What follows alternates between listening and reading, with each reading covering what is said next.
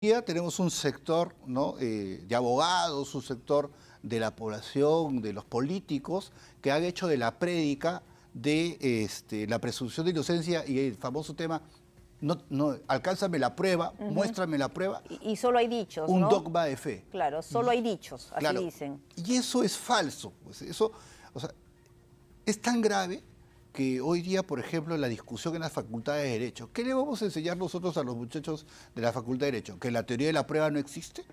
¿Que las pruebas indiciarias, que la acumulación de pruebas Sobre de todo parte en del este Ministerio tipo de Público? investigaciones, ¿no? Que se Por está viendo supuesto. en la presunta organización criminal. Claro, por eso yo tengo como tesis que este caso, por las particularidades que tiene que ser evaluado bajo la lógica del, igual como se evaluó el caso del presidente Fujimori, es decir, por autoría mediata, ¿no? La existencia de una organización criminal dentro de la administración pública que tiene como única finalidad la comisión de ilícitos penales. Entonces, bajo esta lógica, siempre existe el hombre de atrás. Y el hombre de atrás es quien ejerce el poder. Pues en este caso, de acuerdo a la teoría del Ministerio Público, es el presidente de la República. Así es. Entonces, cuando se dice alegremente, pues muéstrenme el video, ¿no? Yo no estoy manchado. No, eso pues a nivel penal realmente carece de valor. A nivel penal, A pero nivel a penal. nivel mediático creo que en ciertos sectores sí está calando. Lo que pasa es que cala como discurso político y Ajá. ahí viene la deformación, pues. Ajá. Por eso decía, ya no estamos hablando de temas democráticos, estamos hablando de temas de impunidad. Y la impunidad se está convirtiendo en un discurso comunes y sobre todo los temas de corrupción sí eran sujeto de sanción. Incluyendo al presidente. Por supuesto. ¿A través de qué mecanismo? Como digo, en ese momento, de acuerdo al debate, ellos decían el 114 a través de lo que era la vacancia por incapacidad moral. Ajá. Pero como la vacancia por incapacidad moral se ha visto a todas luces de Que no hay llegan una... a los 87 votos. Correcto. Es donde viene el tema de la interpretación ya del 117 y que es perfectamente lógico porque el avance constitucional de cualquier país en la historia de los 200 últimos años de desarrollo constitucional se ha dado a través de la interpretación continua que han hecho los poderes del Estado. Entonces, tenemos nosotros varios ejemplos del Congreso en cuales se ha interpretado la norma constitucional para avanzar. Pasó, por ejemplo, cuando fue la renuncia del presidente Fujimori y se cambió por el fax. tema de incapacidad moral, ¿no? Ha habido también...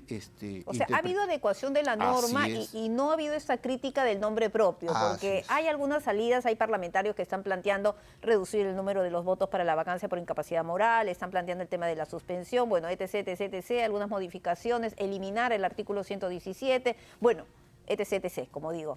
Pero hay quienes señalan que se trataría de unas modificaciones con nombre propio. Lo que sucede es que como el sistema democrático es un sistema dinámico y vivo, y el nivel constitucional también. Ciertamente, el año 93 y antes creo que nadie discutió el 117 pensando en el nivel de corrupción que se estamos está viendo denunciando. ahora. Ajá. ¿No? O sea, porque siempre bajo La el criterio de la presunción, presunción ¿no? de inocencia. La presunta organización criminal. Pero hay imágenes y hay testimonios que dicen mucho, ¿no? Por ejemplo, y lo comentábamos, el video donde se ve a la sobrina o a la hija, a la hija a Jennifer Paredes en Cajamarca, en Chadín, justamente puede ser con el chaleco de una empresa proveedora del Estado. En ciencia política siempre se dice que los presidentes tienen, los líderes, tienen tres grupos de personas a su alrededor. Los familiares, ¿no? Los políticos y los técnicos. Lo que sucede es que estamos viendo que en estos casos, en lo que ha pasado, el presidente de la República, su primera línea de confianza obviamente ha sido su entorno familiar. Y es su entorno familiar el que está siendo justamente cuestionado por los indicios de corrupción que se han generado a través de ellos. Y eso no es creación, no es que se está fabricando carpetas, tal cual ha dicho el día de hoy nuevamente el presidente de la República. Yo creo que aquí, acusando a los medios, además, a la prensa de estar sesgada. Lo lamentable es que yo creo que el presidente Castillo perdió la oportunidad histórica de hacer un buen gobierno. Porque Pero no perdió por la prensa. Lo perdió por mano propia. O lo perdió por la oposición, por quienes desde el día 1 querían vacarlo. No, él lo Porque pierde hay por que mano. decir que ha habido un sector de opositor que ha estado desde antes del gobierno, bueno, no reconociendo los resultados, tratando de vacarlo una y otra vez. A todo grupo de poder siempre hay un grupo de contrapoder. Pero en este caso, este grupo de poder es el que ha cometido los errores con mano propia. O sea, el tema de Zarratea es un tema de ellos. Pero no lo reconoce, no quiere dar la lista, dice que iba a comer comida de Cajamarca, ¿no? En medio de la melancolía que le traía el terruño. ¿Sabe qué es la burla? Que el dicho del presidente y de varios funcionarios en el fondo dirigen a la población, porque es como se llama, yo creo faltarle respeto a la gente, estar con las cantaletas de la victimización, de que el accionar del Ministerio Público es inconstitucional, es ilegal, porque nuevamente lo que está abonando simplemente es al desprestigio de la democracia y al tema instituciones. Y de las instituciones. Del Poder Judicial, de la Fiscalía. Así es, eso es lo riesgoso. Por eso es que dentro del tener el equilibrio entre los principios constitucionales, creo que esencialmente siempre el que tiene que triunfar es el principio de la justicia. Nosotros no podemos permitir, ¿no?, que en un sistema democrático exista siquiera el riesgo de que una organización criminal esté enquistada en el poder.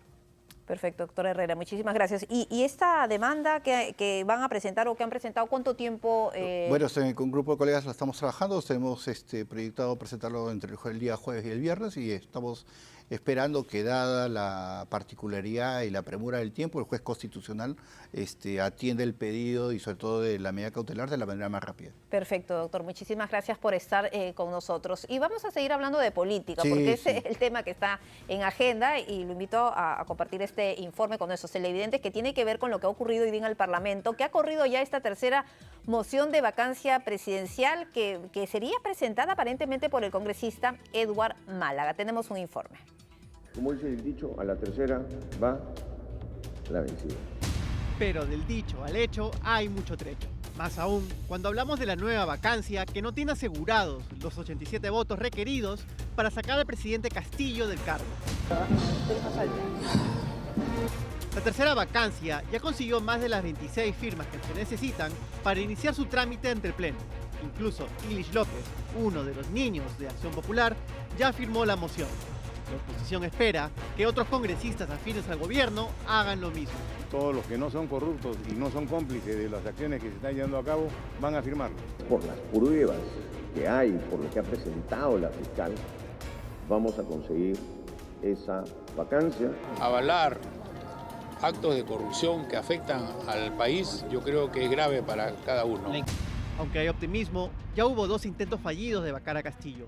El primero consiguió 46 votos que no fueron suficientes para admitirlo a debate. El segundo llegó al Pleno, pero solo recibió el respaldo de 55 congresistas, quedando lejos de los 87 que pide la Constitución. Fueron 2 duras derrotas que pueden repetirse, especialmente porque las bancadas oficialistas de Perú Libre, Bloque Magisterial, Perú Democrático, Cambio Democrático y Perú Bicentenario bloquean la chance de llegar a los 87 votos vacadores. Su postura es la misma. Nosotros vamos a respetar la gobernabilidad, con eso puedo responder. Pero yo en lo personal no estoy de acuerdo. Sí, estoy de acuerdo. Pero tampoco olvidemos a otras bancadas aliadas, como Podemos, que no atan ni desatan. Nosotros vamos a reunirnos para evaluar todo lo que está pasando. El oficialismo no da su brazo a torcer y a la oposición no le queda otra que esperar un milagro para conseguir 87 votos y que los oficialistas cambien su postura. Hoy hasta salieron a recibir al Cristo Morado. Pero un milagro no sería suficiente. Hoy el titular del Parlamento, José Williams, presentó una demanda competencial al TC, cuyos miembros fueron elegidos por este Congreso. Primero, que el Congreso pueda tener la libertad de hacer lo que es de su competencia, o sea, desarrollar lo que le corresponde que haga. El fin es consultar si es viable que se pueda procesar al presidente por más casos de los permitidos por la Constitución, tal como plantea la denuncia constitucional del Ministerio Público, una ayuda que no está de más. Y hay que definir para que el artículo 117 no sea un escudo frente a la impunidad. Con votos aún insuficientes para la tercera vacancia, el Congreso ha iniciado una nueva partida contra el Ejecutivo utilizando la denuncia constitucional.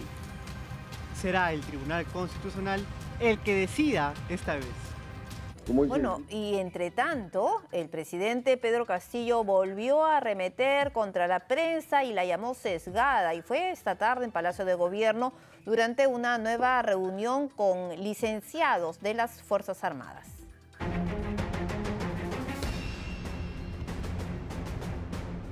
Es fácil convocar licenciados de las Fuerzas Armadas y rodearse de ellos para jugar a dar órdenes.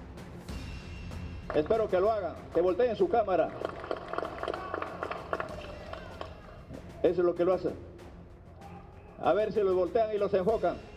Miren, ese es el tipo de medios de comunicación que tenemos ahora.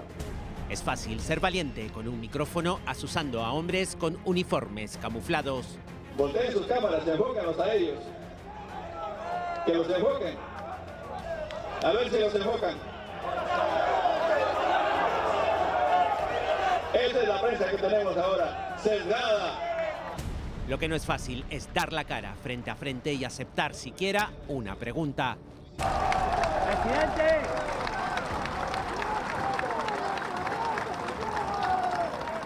Lo que no es fácil es responder por el fondo de las investigaciones sin victimización. Solamente porque es un campesino el que ha venido acá, hay que tumbársela como dé lugar, hay que crearle carpetas. Lo que no es fácil es respetar la autonomía de otros entes del Estado, lanzando incluso graves acusaciones. Hay que jalar a su familia, a los trabajadores de Palacio, forzarle y decirles, ¿sabe qué? Conviértete en colaborador eficaz, que te vamos a pagar millones de soles. Di que estás amenazado por el presidente.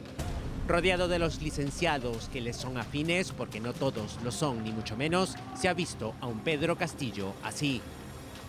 Y aquellas personas que salen todas las tardes, todas las noches en pantalla, que están aburriendo al pueblo peruano, han cansado al pueblo, vamos a enseñarles qué cosa es la democracia en el país a partir de ahora. La prensa, el Ministerio Público y por supuesto el Congreso han sido los blancos de sus ataques. Signos, dicen algunos, del cerco que rodea cada vez más al mandatario.